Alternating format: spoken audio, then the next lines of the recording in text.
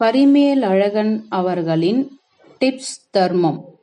வழக்கமா புதன்கிழமை அன்று எனக்கும் மேனேஜருக்கும் ஃபீல்டு ஒர்க்கு நாள் முழுவதும் இருக்கும்.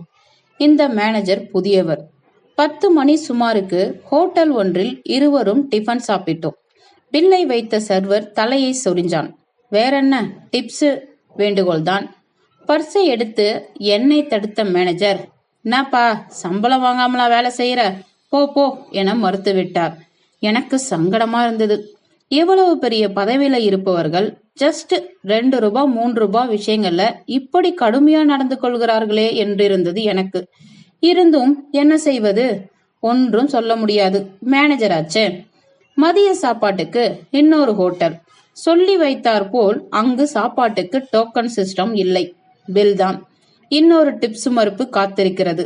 அந்த தர்ம சங்கட தருணமும் வந்தது. ஆனால் இந்த முறை ஆச்சரியம்.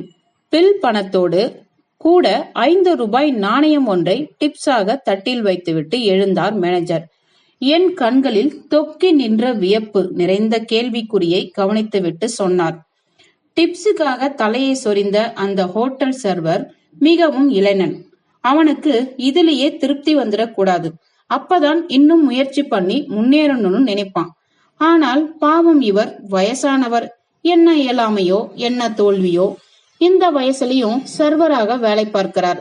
இவருக்கு டிப்ஸ் தர்றதுல தப்பு இல்ல என்றார். நான் ஆமோதிப்புடன், இந்த விளக்கம் எனக்கு நல்ல டிப்ஸ் சார் என்றேன்.